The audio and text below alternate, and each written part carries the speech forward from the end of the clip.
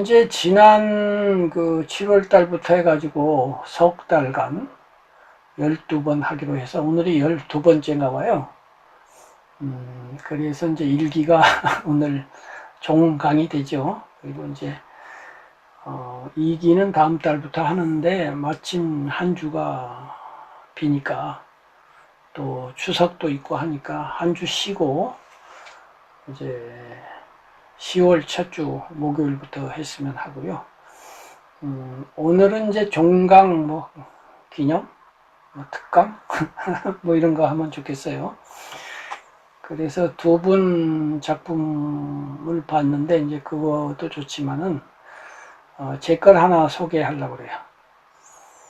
제 수필을 한 편 그 영상 만든 게 있는데 그걸 읽고 마침 제목이 코스모스예요. 근데 좀 깁니다. 수필치고는 좀 길어서 지루해 하지 않을까 걱정이 되긴 합니다만은 제 나름대로는 제법 괜찮은 수필이라고 생각하고 소개해 드리니까 한번 같이 감상한 다음에 이야기를 해볼게요.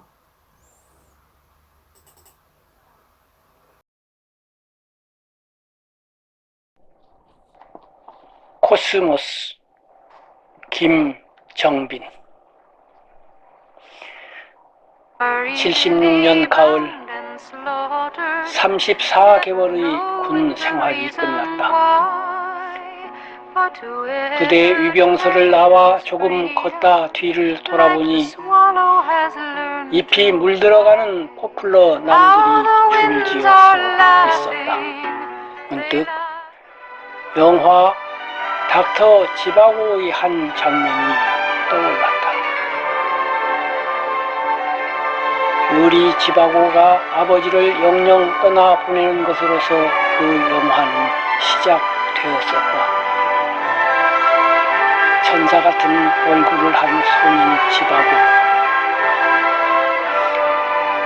그런데 영화는 문득 장례를 치르는 사람들로부터 화면을 거두어 수많은 나뭇잎들이 흔들리는 키 큰 나무들을 비친다. 예수 짙은 배경 음악과 더불어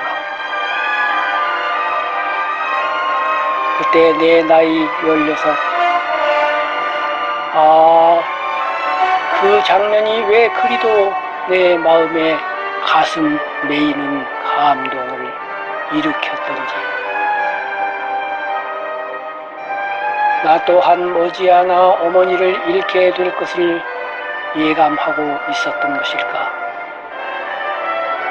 아니면 고향으로부터 600리 떨어진 서울이라는 타지.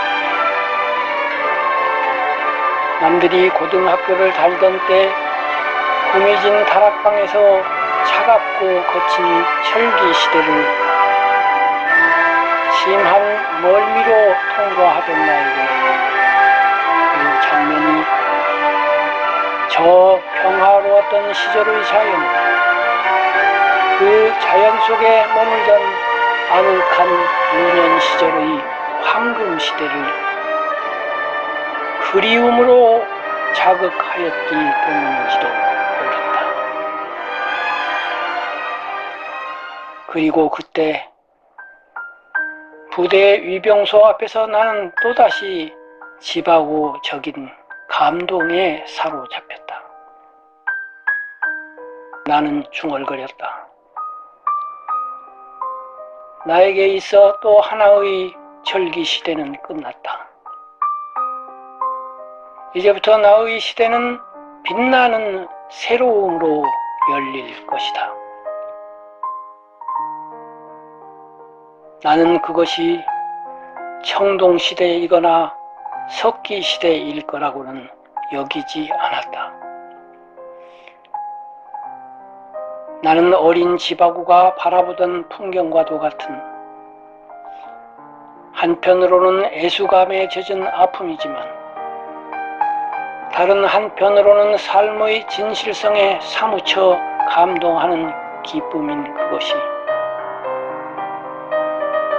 저 고대 그리스 시대의 조화와 균형의 아름다움으로 나의 미래를 장식하게 되리라 기대하고 있었다. 그리고 내가 헛불로 나무로부터 눈길을 거두어 아래를 내려다 보았을 때 거기 코스모스가 있었다. 여린 바람에 한들한들 흔들리고 있는 그것들은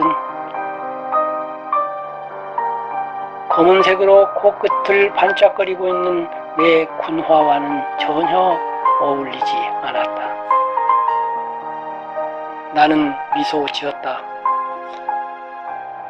하늘은 물론 땅에서까지도 거친 군화의 시대는 고운 꽃의 시대에게 자리를 내어주고 있었던 것이다. 그해 가을 사회로의 복귀. 드높은 하늘만큼이나 홀가분한 마음으로 서울 누님댁에 들렀다. 평소에 나를 사랑해 주시던 누님과 매형은 나를 반갑게 맞아주셨다. 새 전축을 갖게 된 매형이 쓰던 전축을 선물로 주셨다. 그래서 레코드 가게에 들러 세미 클래식 소품집을 사고 사운드 오브 뮤직과 함께 유명한 팝송 여가수 8명의 히트송을 모은 LP판을 각각 한 장씩 샀다. 고향으로 내려온 다음 음악의 향연이 시작되었다. 나의 새 아우들이 그에 합류하였다. 아직 초등학교 저학년생이던 막내 동생이 제일 먼저 사운드 오브 뮤직 전곡을 외웠다. 나야 영화를 5번이나 보았으니까 당연하다 하더라도 가장 어린 동생이 제 형들보다 먼저 곡을 흥얼흥얼 따라 부르는 것을 보며 암기력은 역시 어릴 때 좋은 법이구나 하는 생각을 하였다. 그러나 팝송에 대해서는 달랐다. 역시 그것은 청년의 감성에 부합하는 모양인지 팝송은 큰동생이 가장 좋아했고 가장 먼저 전곡을 외웠다. 나도 여성 보컬의 매력에 흠뻑 젖어 들었다. 그 팝송들은 하나같이 애상조를 띠고 있었다.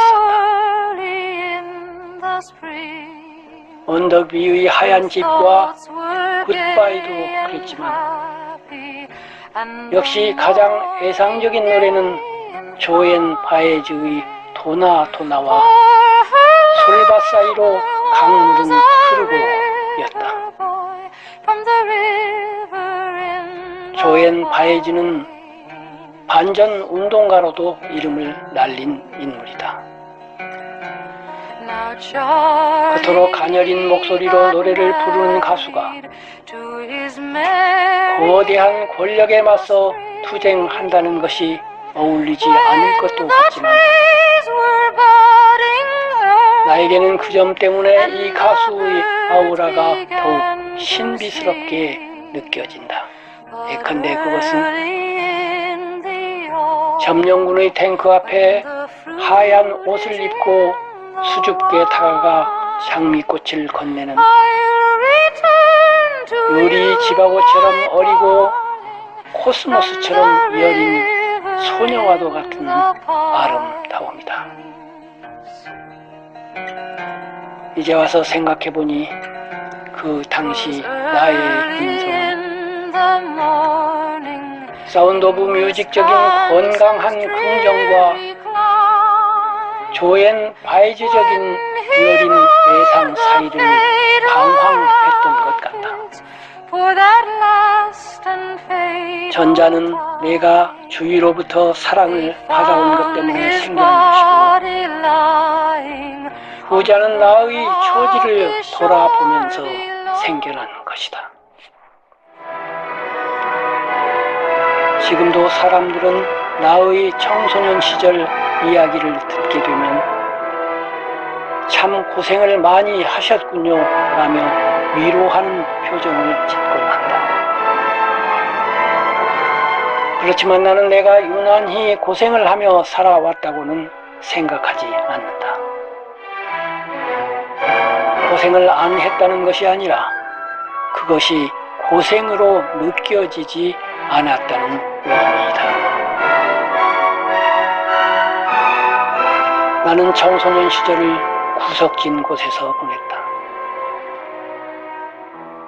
그러나 다행하게도 나는 어느 곳에서나 한결같이 주위 사람들로부터 사랑을 받았다. 궁벽한 산골 마을. 그러나 나는 나의 7 형제 중에서 어른들로부터 가장 사랑받는 자녀였다. 한 학년에 반이 하나씩밖에 없는 작은 초등학교. 나는 거기에서도 반에서 가장 사랑받는 학생이자 친구였다. 남들이 학교에 있을 때 다니던 직장. 그러나 나는 거기에서도 귀여움을 독차지하는 소년이었다. 나의 행운은 그 뒤로도 계속되었다. 군에 소집되어 4주간의 훈련을 마치고 부대에 배치를 받을 때 나는 1000여 명이 넘는 병사들 중 거의 맨 마지막에 호명되었다. 그것은 내가 후미진 부대로 가게 된다는 것을 의미하였다. 그러나 나는 또다시 내가 속한 내무반 안에서 선임자와 동기생들로부터 가장 사랑받는 병사가 되었다. 이런 일련의 흐름이 나의 인성에 사운드 오브 뮤직적인 기초를 마련해 주었다. 그것은 도레미송 같은 초원의 명랑성으로부터 시작되었지만 다시 그것이 어렸을 때 쌓은 한문 교양과 어우러지면서 모든 산에 오르라와 같은 고산 준영의 숭엄성에 맞닿게 되었다. 영화에서 주인공 마리아가 트랍 대령과의 사랑 때문에 곤란에 빠져 있을 때 수녀 원장은 모든 산에 오르라를 노래하며 마리아를 격려한다. 산에 오른다. 이상을 향해 전진한다. 저기 아득히 머나먼 곳에 내가 추구하는 가치가 있고 그 가치를 향해 나아가는 불굴의 의지와 땀방울이 있는 한 삶은 그것을 자양분 삼아 숭엄한 아름다움으로 고취 승화했다. 나는 그 노래를 좋아했다.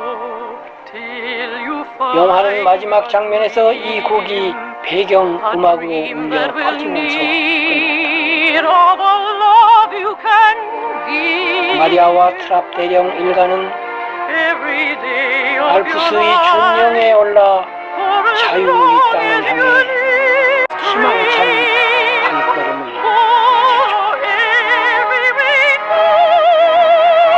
삶은 살아있는 비록 갓난 신고를 거치기는 하였지만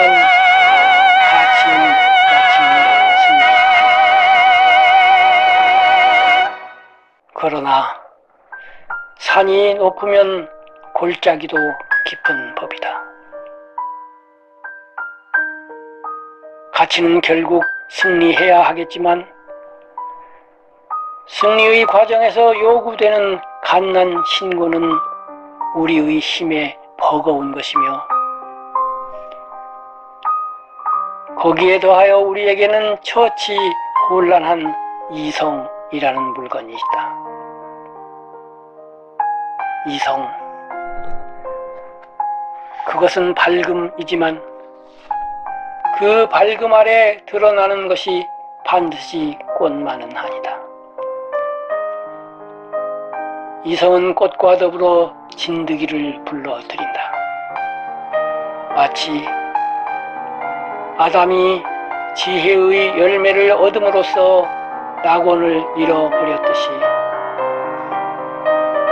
우리는 이성을 가짐으로써 자아와 세계를 인식하고 예측하게 되며 고뇌는 이로부터 시작된다. 김시정, 나는 무엇을 인식하고 예측했으며 그럼으로써 어떤 고뇌를 느꼈다. 거기 심약하고 가난한 청년이 있었다. 경제뿐 아니라 건강, 지식, 경험, 재능, 의지 등 여러 면에서 부족하기만 한 청년.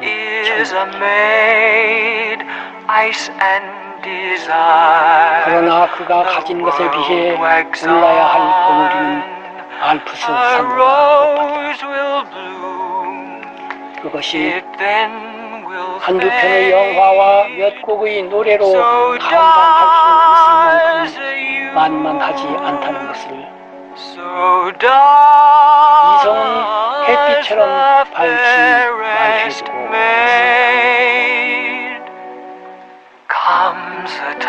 그리하여 나는 분노를 일으켜야 한다.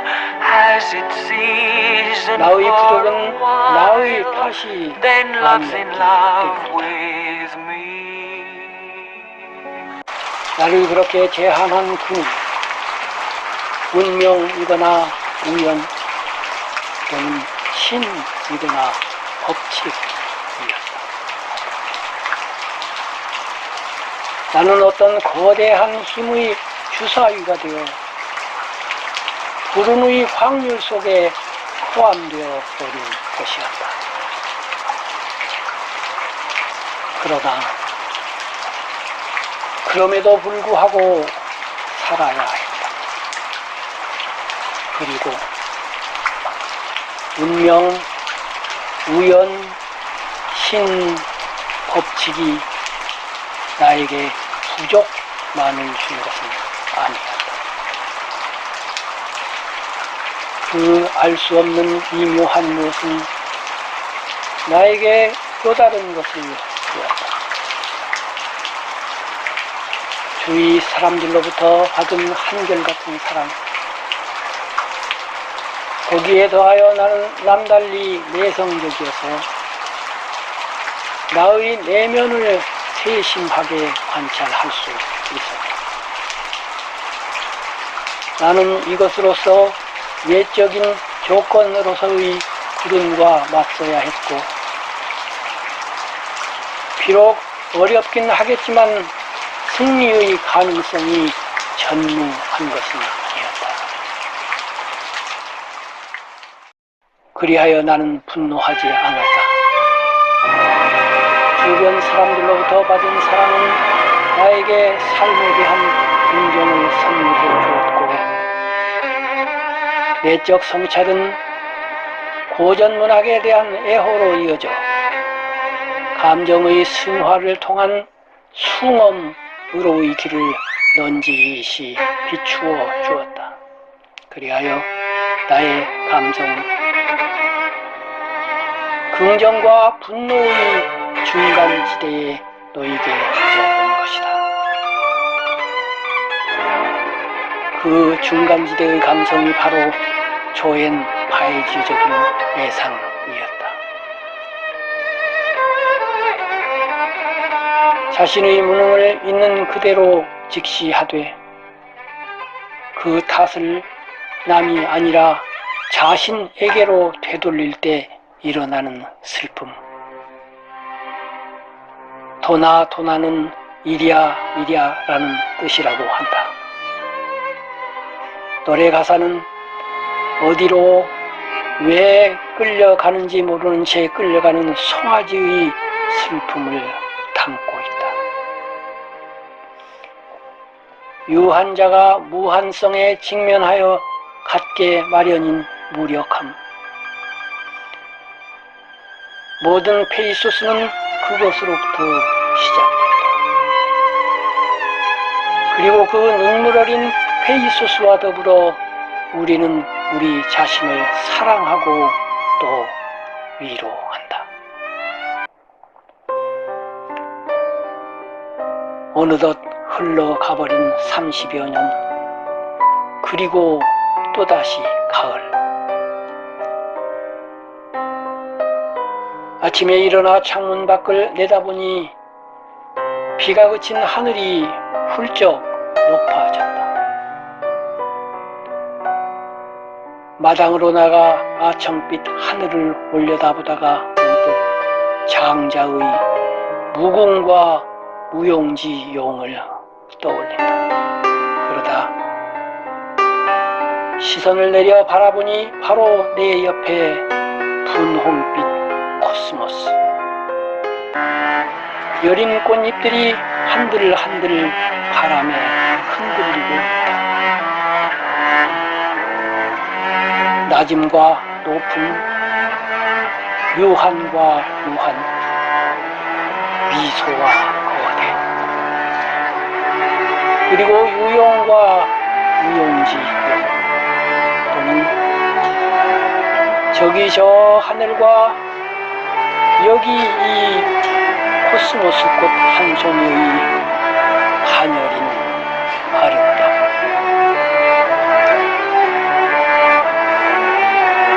(30여 년 전) 코스모스는 나에게 유리집하고의 천사 같던 어릴 적 모습, 또는 사운드 오브 뮤직에서 사랑에 빠진 소녀가 애인에게 불러주던 나는 16살이에요 같은 순결한 서정, 그것이었다. 그 노래를 선물로 받은 그녀의 애인은 행복에 젖어 나는 17살이고요로 응답하거니와, 그러나 세월은 나에게 언제까지나 어린 지바고의 천사 같은 원룸로 머물러 있기도 17살 소년으로 머물러 있기를 허락하지 않았다. 그리하여 오늘 이 자리 취임하사 이제 나는 세월이 나에게 남긴 마음의 주름과 더불어 먼저 하늘을, 다음에는 코스모스를 바라본다. 그리고 코스모스로부터 아름다움과 함께 그것의 운명, 모든 아름다움을 가능하게 하는 줄기와 뿌리를 생각한다. 여기서 생겨난 것은 한때 그리도 사랑하던 예상 서정교의 부드러운 예술은 유약함으로 웃어넘기는 정신, 또는 둔함한 사실에 기초한 송죽 같은 정신을 향한 작은 아마의 의지이다. 그러나 그 의지에는 딱딱한 무엇이 있다. 그리하여 나는 다시 서정의 유연함으로 되돌아오고, 여기 정치 사회적인 존재가 아니라 예술 종교적인 존재로서의 내가 머물러야 할 또 하나의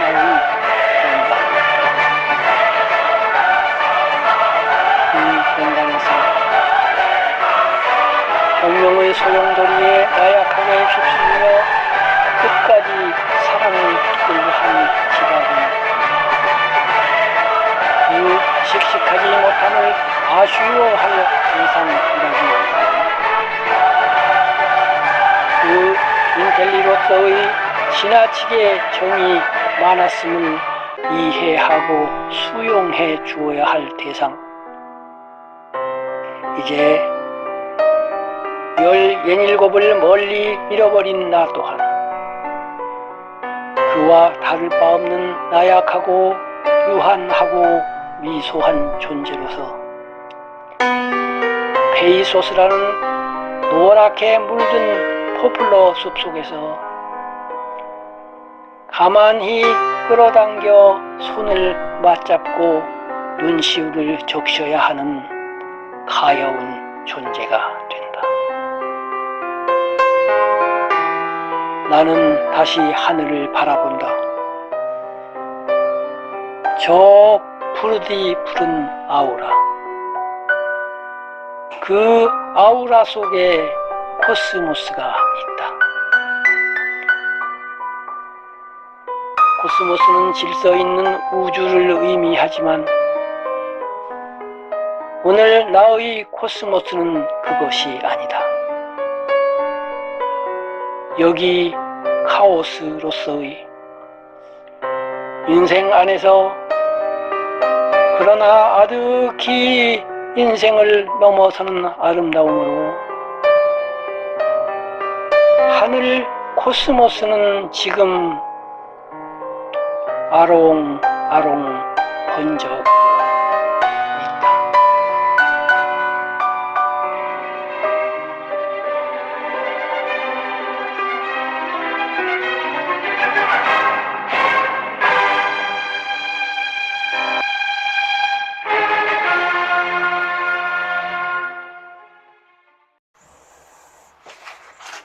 자, 여기까지예요. 꽤 길죠? 한 30분대요. 무슨 영화 한 편, 짧은 영화 한 편 본 시간인데, 보시고 난 소감을 우선 이 선생님부터 말씀해 주세요.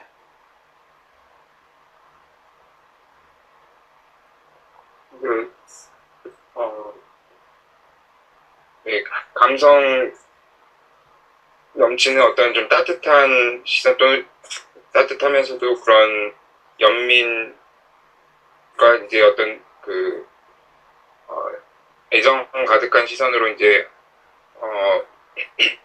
물론 예 자기 그 자전적인 그런 그리고 또 형제분들에 대해서 이제 얘기를 쭉 잔잔하게 해주셨고 이제 그러면서 마무리에 이제 자연을 함께 이렇게 묘사하면서 은은하게 마무리를 해주신 것 같습니다. 그래서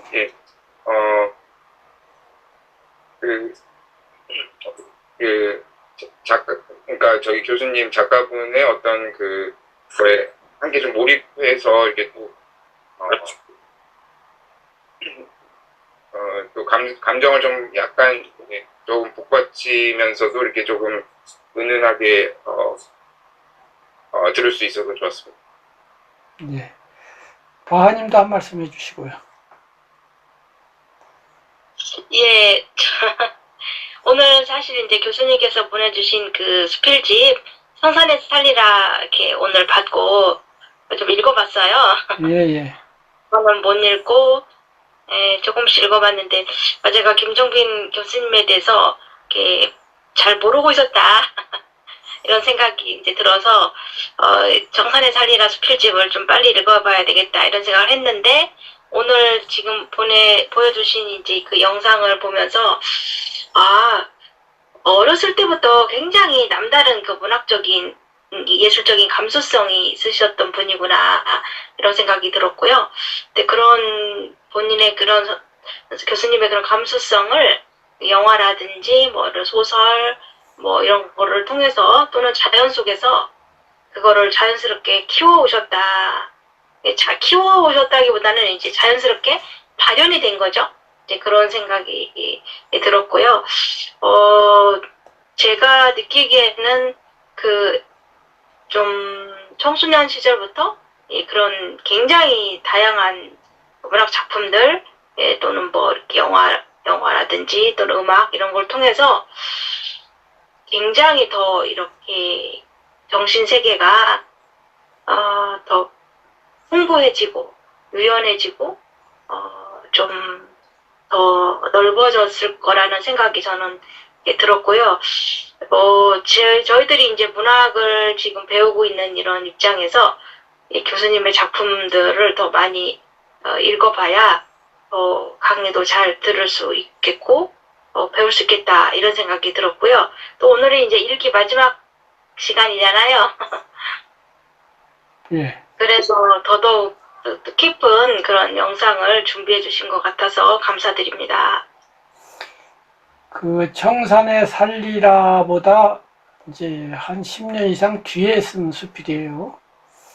그래서 청산의 살리라는 이제 앞에 있는 그 청산의 살리라 좀 긴 글들이 있죠. 앞에 긴 글들은 그때 쓴 거고, 뒤에 있는 이제 데뷔 시절에 썼던 또 수필이 있고 해서 약간 느낌이 다릅니다. 다른 것들이 섞여 있고 해서 좀 한 맛은 아니에요.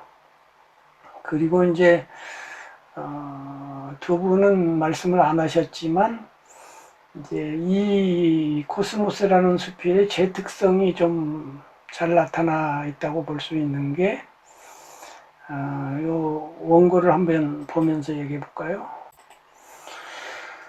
요 코스모스라는 건 워낙 긴 글이니까 뭐 다른 건 다 그만두고요. 마지막 부분만 갖고 좀 얘기를 해보자고요. 그리하여 오늘 이 자리 55 해가지고 지금부터 벌써 17, 18년이 된 거예요.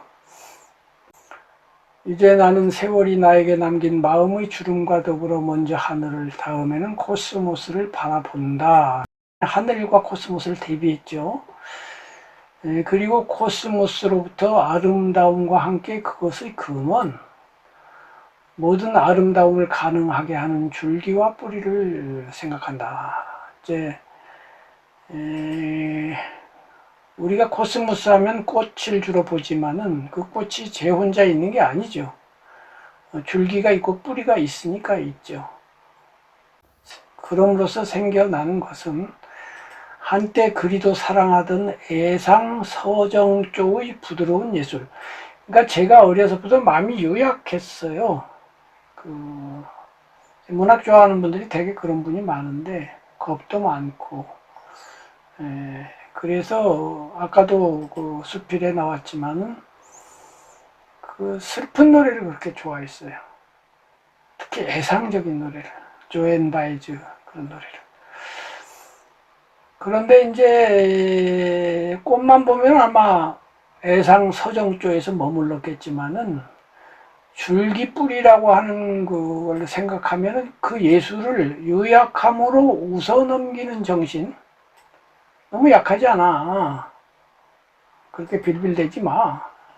그렇게 좀 그걸 요약하게 웃어넘긴다고 했지만 비판하는 정신이에요. 그 반대쪽에서 한번 보자. 씩씩한 정신 쪽에서 보면 그렇게 그 슬픈 노래나 불러싸고 그러고 있냐 청년이, 이런 것도 있다 이거지. 또는 이제 같은 말이지만 준엄한 사실에 기초한, 그러니까 이제 이런 예상 서정 예술 이런 건 상상력으로 되는 건데, 이건 사실, 상상이 아니라 사실에 기초한 현실적으로 살아가는 사람으로서 성죽 같은 정신, 아니면 아니고 의로운 정신이죠. 부딪히면 부딪히고. 우리 바하님도 함께한 지난번에 어떤 그 줌 강의 모임에서, 제가 강의한 건 아니고 이제 우리가 같이 참여할 때 사랑하고 강조하시는 강사님한테 제가 한번 여쭈었잖아요.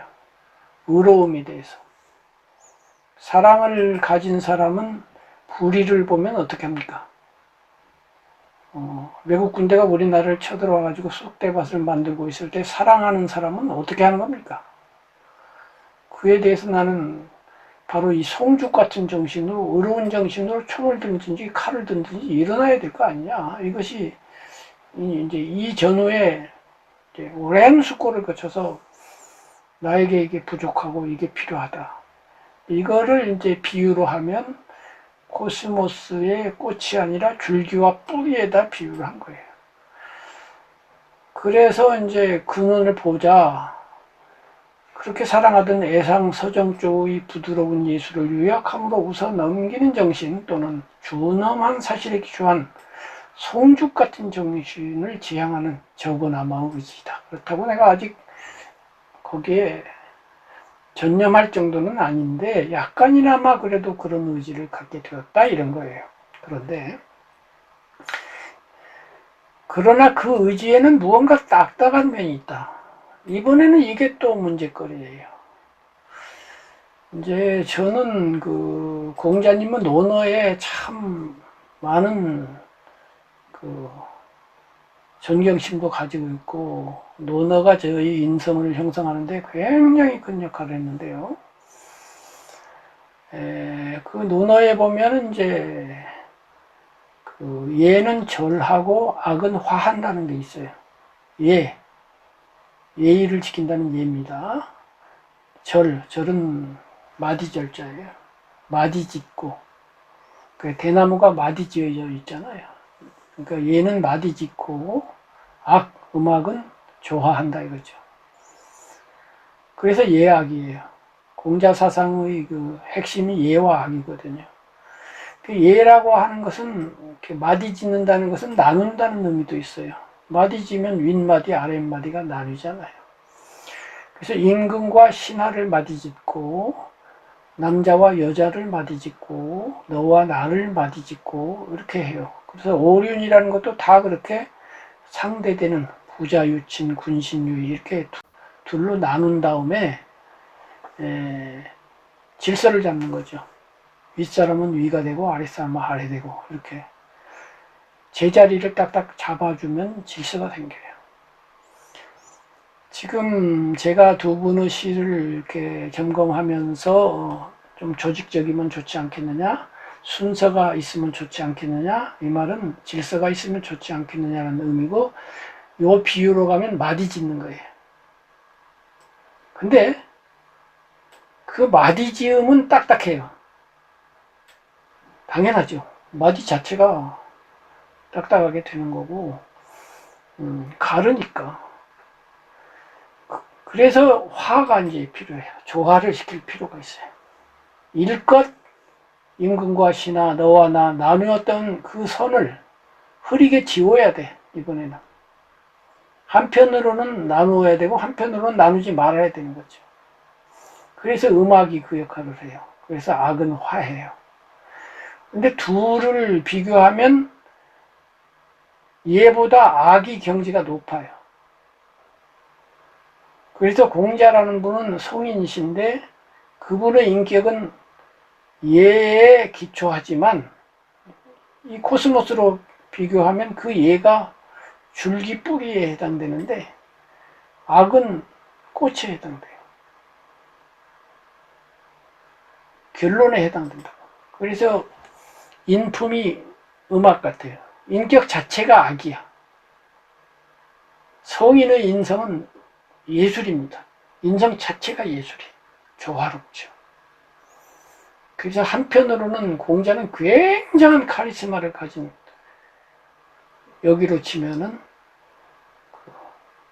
딱딱하고 송죽 같고 이런 분이에요. 키가 2m가 넘고 얼굴이 네모로 생겼고 평생 예만 갖춰가지고 동작 하나를 해도 절대 흐트러짐이 없고 이렇게 수십 년을 수양을 하셨기 때문에 말수도 적어요. 꼭 필요한 말 아니면 하지도 않아. 그러니까 그 카리스마가 어마어마한데, 그런데 한편으로는 옆에 가면 그렇게 편안하게 하는 그 온화함이 또 있는 거예요. 그 양면을 다 가지고 있죠. 이게 이제 중화이고 중용이죠. 그런데 이런 걸 이제, 그래서 두 분도 제가 권하는 거는 철학 공부를 좀 하시라는 거예요. 꼭 저처럼 논어 공부를 해야 되는 건 아니고요. 자기 취향대로 서양 철학을 하든 동양 철학을 하든 노자 철학을 하든, 뒤에 여기 장자도 나오지만 철학적 그 논리적 훈련 내지는 사고 훈련을 하라는 거예요. 그래서 이 작품 전체에도 보면 중간중간에 제가 사색하는 부분이 많이 나오지 않아요. 그런 것들이 녹아 있는데 그것이 그냥 나오기도 하고 때로는 이렇게 비유를 통해서 코스모스, 하늘 이렇게 비유를 통해서 나오기도 한단 말이에요.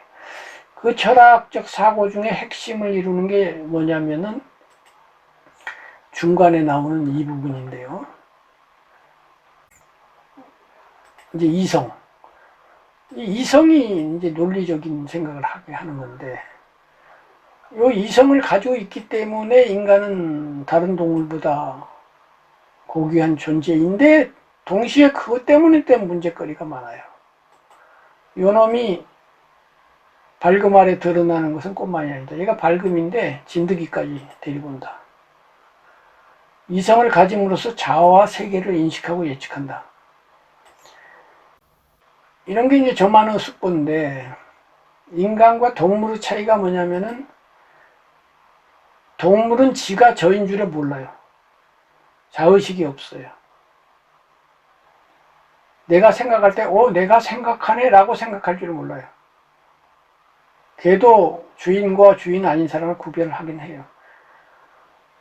그런데 자의식이 없어. 내가 생각하네? 자기를 돌아보는 그게 없어요. 요게 이제 기초가 돼서 이성이 있고, 이 어마어마한 인간의 문화가 거기서부터 출발한다고 저는 보거든요. 그 다음에 이성은 예측을 해요.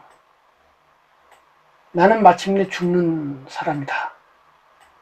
나는 죽음으로 끝난다. 이걸 알아. 근데 강아지는 그걸 모르지. 그래서 이 예측 능력이 인간을 발전도 시키지만 두렵게도 하는 이런 거죠. 그래서 고뇌가 이로부터 시작된다. 이런 것이 이제 철학적 공부 내지는 숙고를 통해서 나온 말인데요. 그래서 그때 나는 무엇을 인식하고 무엇을 예측했느냐. 이때 이제 군대에서 제대할 때니까 25살 무렵쯤 돼요. 24살 뭐 이렇게 되는데. 심약하고 가난한 청년이 있었는데 건강도 안 좋았어요. 지식도 없어요. 앞에도 나오는 것처럼 학교 공부할 기회가 없었어요. 경험도 많지 않아요. 재능도 없어요. 그러니까 뭘 해야 될지를 모르겠는 거예요. 군대 갔다 와서 시골에 있는데. 이런저런 해가지고 뭐 이것저것 하기는 했어요. 했는데 뭐 가진 걸 가지고 올라야 할 봉우리는 알프스 산보다 높았는데 이걸 그 앞에 말한 영화라든가 뭐 문학이라든가 이걸 가지고 감당하기에는 너무나 힘들었다 이거죠. 그래서 내가 화가 났어야 된다. 분노해야 된다. 왜냐하면 내가 건강하지 않게 태어나고 싶었니? 내가 지식이 없게 태어나고 싶었니? 내가 부모님의 후원을 빵빵 받아서 좋은 학교를 좋은 시절에 갈 수 있지 못하고 싶었니? 누가 이렇게 해준 거냐 이 말이야. 1차적으로는 부모, 어른들을 원망해야 되지만 더 깊이 생각하면 그 당시 나는 신을 가정했으니까 신이 그렇게 만든 거 아니오. 나를 여기다 처박은 놈이 누구야? 신이잖아. 근데 이제 신을 믿는 입장에서는 신이고 왜 법칙이 왜 들어가냐면 불교 철학에 의하면 이건 법칙이 그렇게 하는 거예요. 이 우주를 지배하는 건 신이 아니고 법칙이거든. 나름하거든. 또는 철학적으로 보면 우연이고 보통 사람은 그걸 또 운명이라고 그래. 팔자라고 그래. 그래서 내가 요 네 가지를 다 나열한 거예요. 요렇게 이제 그 나를 그렇게 한 거를 운명, 우연, 신, 법칙이라고 말을 할 수 있다는 것 자체가 논리 훈련 내지는 철학적 숙고 내지는 탐구가 있었기 때문에 이런 말이 쑥쑥쑥쑥 나오는 거예요. 그때 이미 다 정리가 되어 있었기 때문에. 이게 답이라는 것이 아니라 자기 나름의 그런 철학적 숙고가 필요하고 그것이 수필을 쓸 때나 시를 쓸 때나 직접 혹은 보이지 않게 좋은 작품을 만들기도 하고 튼튼한 구조를 만들기도 하고 한다 이거죠. 어쨌든 그를 원망하는 거예요. 그래서 나는 어떤 거대한 힘의 주사위가 돼요. 이 거대한 힘이 앞에 말한 네 가지죠. 휙 던졌어 나를. 그런데 저쪽 불운한 데다가 뚝 떨어지게 그렇게 해버렸다 이 말이죠. 셰익스피어에 보면은 신들은 인간을 장난으로 죽여, 이런 말도 나와요. 장난감으로 삼아가지고 갖고 논다. 또 노자도 보면 이 하늘은 불인이라고 그랬어요. 어질지 않다. 이런 같은 비슷한 얘기예요. 그런데 그럼에도 불구하고 나는 살아야 했고, 다시 생각해 보니 운명, 우연, 신법칙이 부족만 준 게 아니라 나에게 주변 사람이 나를 사랑하게도 해줬고, 내가 내성적이고 자기 성찰을 할 수 있는 그런 사람으로 또 태어나게 해줘가지고, 이걸 갖고 한번 어떻게 지금 내 불운한 상황을 맞서 본다면, 비록 어렵긴 하지만 그렇다고 승리 가능성이 전무한 것은 아니었다. 요거에 대해서는 이제 내가 그때 읽었던 베토벤의 격언 이야기가 기나길게 또 있어요. 근데 그 얘기를 다 하면 너무 길어요. 그때 얻은 철학적 숙고 결과물이 어느 날 동화로, 하루아침에 동화를 썼는데 동화로 나타났고, 그 동화가 당선이 된 거예요. 이런 철학적 숙고가 있었기 때문에 가능했던 거예요. 바로 한 편 썼는데 동화가 당선됐다. 그게 그렇게 간단한 문제가 아니고, 이러한 내 나름의 고민, 숙고, 독서, 성찰, 사색 이런 것들이 있었다 이 말이죠. 그래서 나는 분노를 하지 않고 긍정을 다시 회복할 수가 있었는데, 거기에 대해서 이제 내적 성찰이 고전문학으로 됐고, 감정의 승화를 통한 숭엄, 이제 숭엄하면 이제 영성적인 그런 세계, 특히 그때 나에게 큰 영향을 미쳤던 것이 단테의 신곡, 신곡이 주는 그 숭엄한 세계, 그리고 두 분이 공유하게 된 타고르의 그 시, 이런 것들.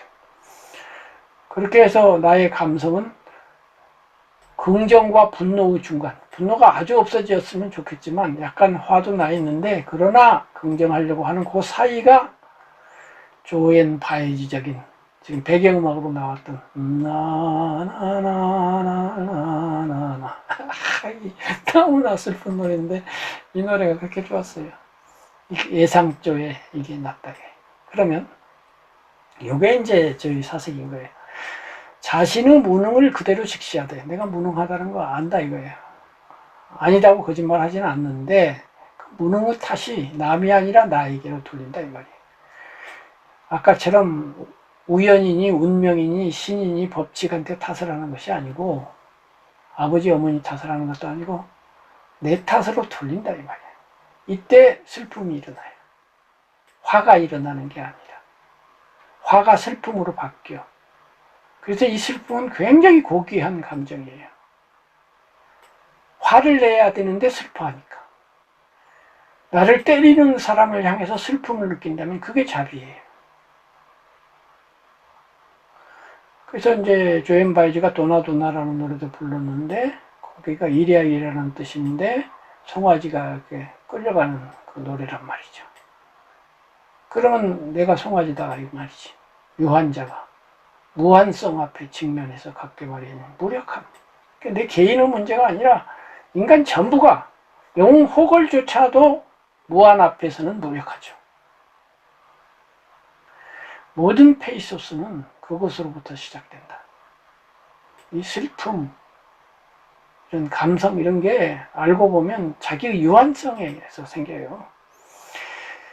그리고 그 눈물 어린 페이소스와 더불어 그 슬픔을 가지고 우리는 사랑하면서 동시에 한편으로는 나를 사랑하고 한편으로는 그것이 나를 위로한다, 이렇게 된 거예요.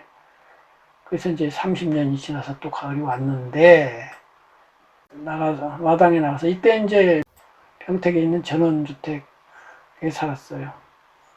2층으로 아주 언덕 위에 하얀 집을 짓고 멋들어지게 살았거든요. 집 앞에 나가면 항상 코스모스가 피었어요. 아청빛 하늘을 올려다보다가 문득 장자의 무궁, 장자가 무궁 이야기도 하고 무용지용, 쓸모없음의 쓸모, 무용지용이죠. 쓸모없는 것이 도리어 쓸모있다. 이게 이제 장작 이야기인데 그걸 떠올린다. 그러다가 시선을 내려다보니 바로 내 옆에 분홍빛 코스모스 여린 꽃잎이 하늘하나 흔들리고 있다 해가지고 하늘과 코스모스를 대비하죠. 그리고 이 무궁은 하늘이고 무용지용이 코스모스인 거예요. 코스모스가 무슨 쓸모가 있어요? 쓸모라는 입장에서는 돈이 되는 것이 아니다 이 말이지. 그러나 쓸모없는 쓸모가 있잖아요. 아름다움이라는 쓸모. 그래서 이제 이 두 가지를 대비했는데 낮음과 높음. 코스모스는 낮은 데 있고 하늘은 높죠. 유한과 무한. 유한은 나는 유한한데 그 무한에 대해서 나를 대비하는 거고, 미소와 거대. 미소는 조그만 거고 거대는 큰 거죠. 그리고 유용, 쓸모 있음과 쓸모 없음. 그리고 저기 저 하늘과 여기 이 코스모스 꽃 한 송이 가녀린 아름다움 해가지고 이걸 대비들이 쫙 이어지는 거죠. 30여 년 전 코스모스는 나에게 유리 지바고의 천사 같은 어릴 적 모습, 또는 사운드 오브 뮤직에서 사랑에 빠진 소녀가 애인에게 불러주던 나는 16살이에요. 노래 제목이죠. 같은 순결한 서정 그것이었다. 그 노래를 선물로 받은 그녀의 애인은 행복에 젖어서 나는 17살이고요 로 응답하거니와 그러나 세월은 나에게 언제까지나 어린 지바고의 천사 같은 얼굴로 머물러 있기를 허락하지도 않았고 17살 소년으로 머물러 있기를 허락하지 않았다. 그리하여 오늘 이 자리 55. 이제 나는 세월이 나에게 남긴 마음의 주름과 더불어 먼저 하늘을, 다음에는 코스모스를 바라본다. 그리고 코스모스로부터 아름다움과 함께 그것을 구는, 아까 이거 이야기에도 돌아갔죠. 그 줄기와 뿌리를 생각하면서 예술은 요약한 거야 하는 정신, 또는 준엄한 성죽 같은 지사와 같고 투사와 같은 그런 의지도 한번 조금 가져본다. 그런데 그 의지는 딱딱한 면이 있다. 그래서 나는 다시 서정의 유연함으로 다시 되돌아온다. 거기에 정치 사회적인 존재가 아니라 예술 종교적인 존재로서의 내가 머물러야 할 또 하나의 공간이 있다. 그러니까 이것도 역시 두 가지죠. 정치 사회적 투쟁하고 경쟁하고, 아까 장자로 가면 유용하고 쓸모를 중심으로 하고, 우리가 바닷가에서라는 타고로 치면은 어른들이 배를 타고 나가고 진주조개를 캐고 하는 거죠. 근데 예술 종교는 뭐예요? 그 상대 쪽에서 어린아이는 놉니다. 그물도 치지 않고 진주조개도 줍지 않고 그 대신 오히려 돌멩이를 줍고 모래성을 쌓고 쓸모도 없는 일만 하고 있습니다. 이거잖아요. 그래서 거기에 내가 머물러야 할 또 하나의 공간, 이 공간도 머물지만은 이 공간이 있다. 그 공간 안에서 이쪽에서 말고 이쪽에서 바라보면 혁명의 소용돌이, 혁명은 뭐예요? 정치사회적인 거죠. 소용돌이에 나약하게 휩쓸려서 가는 지바고. 지바고는 그야말로 거대한 사회적 혁명의 소용돌이 속에서 그냥 이리 몰리고 저리 몰리고 그런 존재죠. 그래서 씩씩하게 뭐 거기 가서 싸우고 뭐 투쟁하지도 못하고, 아까 말한 송죽 같은 정신 이런 거 가지고 부딪혀보지도 못하고, 그래 참 나약한 사람인데 그 씩씩하지 못해 하고서 비판할 그런 대상이라기보다는 인텔리로서는 지나치게 정이 많아서 그런 거 아니에요. 정이 많은 거를 이해하고 수용해주자 이 말이에요. 그럴 수 있지. 나도 그런 사람이고. 이렇게 해서 이제는 연일곱을 멀리 잃어버린 나 또한 그와 다를 바 없는 나약하고 유한하고 미소한 존재로서 나도 그런 사람 아니냐. 그래서 이 슬픔을 가지고 베이소스라는 노랗게 물든 포플러 숲속에서 지바고를 가만히 끌어당겨 손을 맞잡고 눈시울을 적셔야 하는 그런 지바고도 가여운 존재고 나도 가여운 존재가 된다. 이런 거예요. 거기까지 이제 정리를 하고서 다시 이번에는 또 하늘을 쳐다본다 이거지. 저 푸르디 푸른 아우라. 그 아우라 속에 코스모스가 있다. 그 하늘에 코스모스가 있는 거예요. 이번에는 땅에 있는 게 아니고 하늘이 정말 천지현황이라고 그랬잖아요. 현하잖아요. 현. 가물가물한 현자예요. 현묘하다. 현. 가물가물한 그 가물가물이 사실은 예술이거든요. 좋은 예술 작품은 항상 가물가물한 데서 예술성을 만들어요. 아슴아슴한 거예요. 그 아슴아슴한 그 속에 코스모스가 보이는 거지. 코스모스라는 말은 원래 질서 있는 우주라는 뜻이죠. 그래서 칼 세이건이 코스모스라는 우주에 관한 책으로 유명하죠. 그 반대 개념이 카오스죠. 혼돈이죠. 질서 없는. 근데 여기는 카오스지만 이것을 이제 그리스 신화로 가면 코스모스적인 걸 대표하는 신이 이제 아폴론이고, 카오스, 혼돈 내지는 도치, 이거는 혼돈이지만 이제 정신이 말똥말똥하면 코스모스인데 이제 아폴론인데, 술이 취했거나 예술에 취해가지고 아까 말한 아슴아슴한 아름아름한 그렇게 된 상태가 이제 디오니소스죠. 예, 로마로는 바쿠스, 바카스죠, 바카스. 그래서 여기서는 카오스로 해가지고요. 카오스를 이제 예술적 경계라는 의미로 쓴 거예요. 이거는 과학적, 논리적. 지금 제가 문학을 지도함에 있어서도 두 가지인 거예요.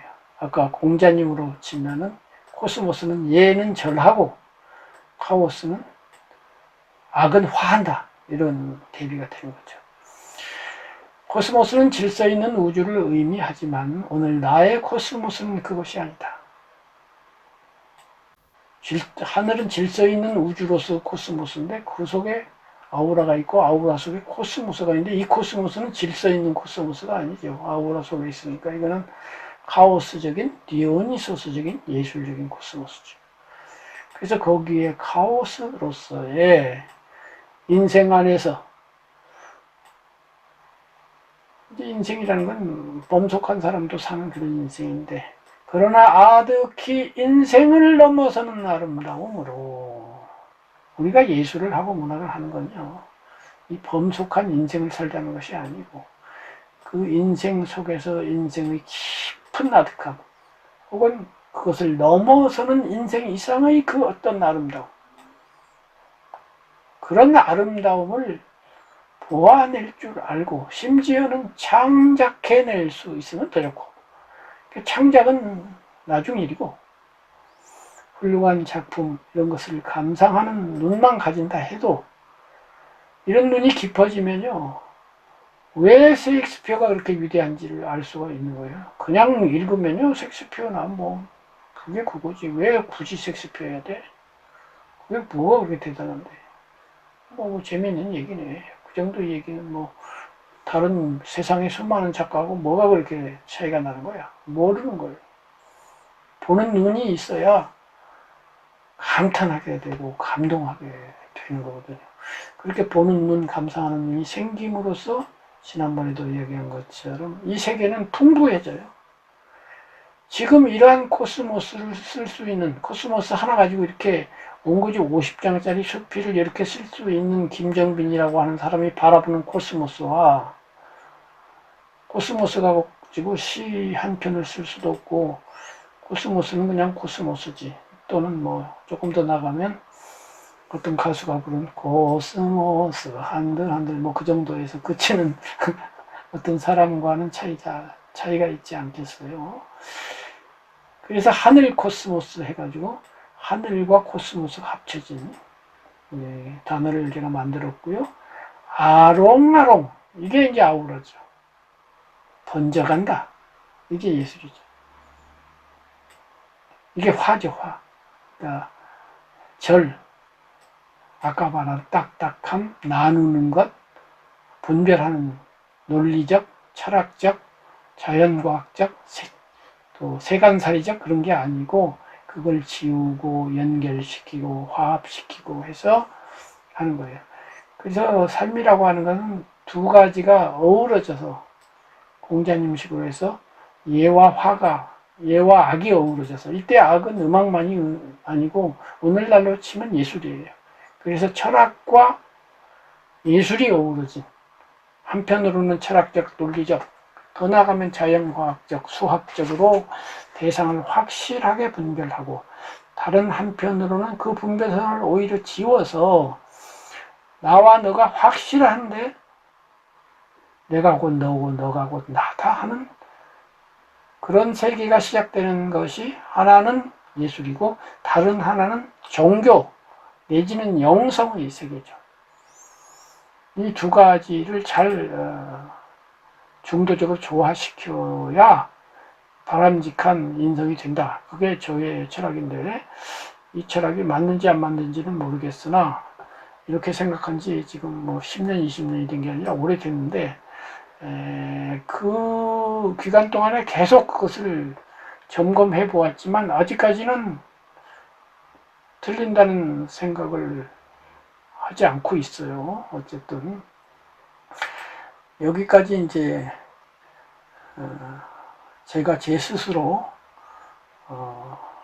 그 당시 이제 제가 숙고했던 것, 또는 이 얼핏 읽으면 이 구절이 아름아름하니 무슨 말인가는 하고 있는 것 같기는 한데 정확하게는 무슨 말인지 이런 생각이 드실 수 있으니까, 요거는 제가 이제 이메일로 두 분에게 보내드릴게요. 지금 그 수필집, 제가 낸 수필집에는 없어요. 그래서 그 뒤에 쓴 수필들은 아직 책으로 내지 않았거든요. 그래서 제가 갖고 있는 수필들이 있는데, 다른 데는 실렸어요. 다른 데는 실렸지만 책으로 독립해서 나오지는 않았거든요. 보내드릴 테니까 한 번 정도 다시 이렇게 보면서 저 자신에 대한 이해도 좀 해주시면 좋고, 또는 이제 같은 말을 어떻게 좀, 똑같은 말을 하더라도 어떻게 이렇게 언어 구사를 하는지, 예를 들면 앞에 보면은 뭐 철기 시대, 뭐 황금 시대, 또 석기 시대, 뭐 이런 청동 시대 이렇게 해가지고 시대라는 말로써 이렇게 비유를 한다든가 이런 것들이요. 이런 자그마한 관찰할 것들이 있을 거예요. 이렇게 공부를 해 주시기 바랍니다. 자, 이 정도 하고요. 마지막으로 한 번 더 제 설명을 듣고 나서 어떤 생각이 나셨는지 이 선생님부터 좀 말씀해 주세요. 그냥 한 문장 같지만은 거기 안에 이게 담긴 어떤 철학적인 배경이나 사고 체계 같은 게 그냥 가볍게 있는 걸로는 이게 쉽게 또 그냥 자칫 잘못하면은 그냥 주마간산식으로 넘어갈 수 있겠구나, 이런 생각을 하게 됐습니다. 그래서 정독이나 어떤 그 몰입해서 읽으면 더 감동이 배가 될 것 같다, 이렇게 생각하게 됐고, 이게 많은 비유나 이게 철학적인 거를 가지고 이렇게 얘기를 여러 가지로 해주셔가지고, 뭐 예와 악, 그 다음에 뭐 케이어스와 코스모스, 그리고 꽃으로서 코스모스, 그리고 또 송죽 뭐 이렇게 하고, 또 부드러운 어떤 이성과 이성에 따른 또 고뇌, 또 그리고 뭐 그런 헤이트 소스와 또 이성, 뭐 여러 가지로 이렇게 대꾸가 되면서 사고의 폭을 넓혀주고 또 넓혀야 되겠다, 이런 생각도 하게 되었습니다. 네, 바하님도 한 말씀. 예, 오늘 이렇게 시와 어떻게 보면 좀 시와 같은 수필인데요. 오늘 제가 이제 청산에 살리라 수필을 좀 이렇게 읽어보면서 제가 또 느꼈던 것은, 이 수필도 어떻게 보면 좀 시와 같다, 이런 느낌도 좀 들었어요. 그 수필에 표현되어 있는 그런 뭐 비유적인 표현이나 뭐 이런 것들이 시와 같은 느낌? 저는 약간 그렇게 와닿았는데, 이 수필도 저는 어떤 구절에서는 시처럼 느껴지는 부분도 있었고요.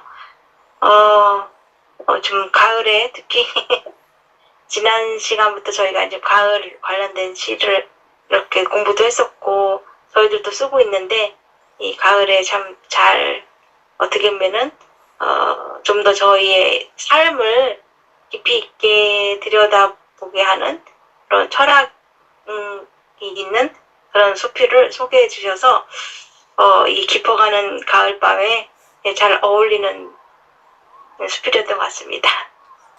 그래서 이거 동영상을 옛날에 만들었었는데요. 이번에 이제 특강을 하기 위해서 뒤에다가 그 배경음악을 이번에 새로 깔아서 이렇게 업그레이드를 한 거예요. 원래는 이 배경음악이 없었는데 그때 내가 들었던 음악들 그리고 이제 유명한 클래식 음악들을 넣어서 아마 7개 음악이 들어간 것 같은데 그렇게 넣어보면 어떨까 해가지고 일부러 만들었습니다. 어쨌든 그래서 이제 두 분이 시를 올렸는데 그거는 이제 다음 시간에 한번 생각해 보고요. 일주일 쉬는 동안에요. 역시 가을이고 또 시간도 자유시간이 많잖아요. 이번에 연휴가 뭐 6일간인가 계속되고 하니까 시를 좀 많이 쓰고 수필도 한번 쓰실 수 있으면 써보시고 또 좋은 작품들도 많이 읽으시고 저도 이렇게 지도를 하는 동안에 누누이 말했잖아요. 입력한 대로 나온다고. 저도 강의하는 동안에 저 자신에게 재입력이 되는 거예요. 문학 이야기를 하고 두 분 것도 읽고 옛날에 읽었던 걸 되새기고 이렇게 하면서 그러면서 저도 요즘 좀 시심이 났는지 시를 제법 여러 편 썼어요. 가을에 관한 것이 주로 많죠. 그래서 언젠가 그것도 한번 공유했으면 합니다. 어쨌든 오늘은 뭐 특강이랄까 제 개인적인 수필을 하나 소개하는 걸로 제1기 강의를 여기서 마치도록 하겠습니다. 다음 주에 쉬고 그 다음 주 목요일날 다시 뵐게요. 감사합니다. 네, 감사합니다. 수고하셨습니다.